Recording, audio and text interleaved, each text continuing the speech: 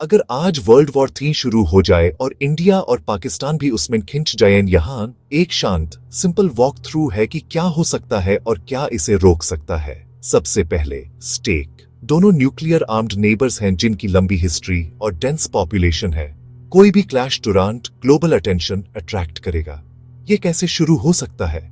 शायद कोई border incident, किसी नॉन स्टेट ग्रुप का अटैक या ट्रीटी कमिटमेंट्स उन्हें खींच लें जब बड़ी पावर्स आपस में टकराएं। शुरुआती घंटे शायद कन्वेंशनल होंगे, एयर डिफेंस ऊपर, जेट्स पेट्रोलिंग पर, साइबर यूनिट्स प्रोबिंग और ट्रूप्स लाइन ऑफ कंट्रोल और इंटरनेशनल बॉर्डर पर रीइंफोर्स कर रहे होंगे।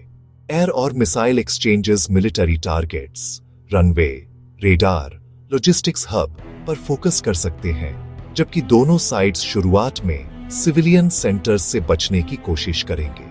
नवीज अरेबियन सी में पोस्टर कर सकती हैं, ब्लॉकाड्स की धमकी, सबमरीन तितर बितार, मर्चेंट ट्रैफिक रीरूटेड, साइबर और स्पेस इसके बाद आते हैं। मैं जीपीएस को जाम करने, सर्वेलेंस को ब्लाइंड करने और पावर ग्रिड्स या बैंकिंग सिस्टम्स को डिसरप्ट करने के अटेम्प्ट्स एक्सपेक्ट करूंगा। लिमिटेड सक्सेस भी बैटलफील्ड से कहीं ज्यादा कंफ्यूजन क्रिएट कर सकती है। एस्केलेशन रिस्क सबसे बड़ी चिंता है। इंडिया का डॉक्ट्रिन न्यूक्लियर वेपन्स के नो फर्स्ट यूज पर जोर देता है, हमले पर रिटेलिएशन के साथ। पाकिस्तान फुल स्पेक्ट्रम डिटरेंस के साथ जानबूझकर एम्बिग्विटी रखता है, ये सिग्नल करते हुए कि अगर यूज लगे कि कन्वेंशनल डिफीट आसन है तो वह टैक्टिकल न्यूक्लियर वेपन्स का इस्तेमाल कर सकता है।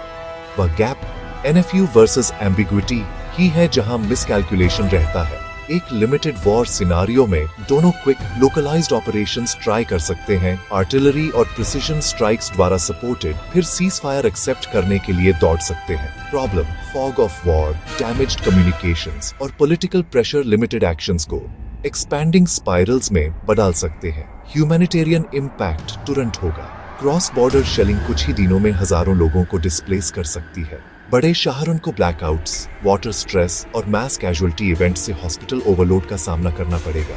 मार्केट्स में उतार चढ़ाव होगा, एनर्जी प्राइसेस बढ़ सकती है। इंडियन ओशन के माध्यम से सप्लाई चेन्स को रिरूट किया जाएगा, जिससे ग्लोबल इन्फ्लेशन बढ़ेगा। क्या चीज लाइन पर रहती है?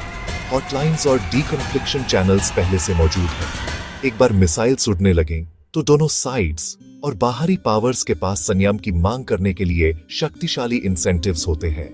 UN security council sessions, US China gulf और यूरोप जैसे स्टेट्स से बैक चैनल मीडिएशन और G20 और OIC से प्रेशर एक स्टैंड डाउन के लिए पुश कर सकता है।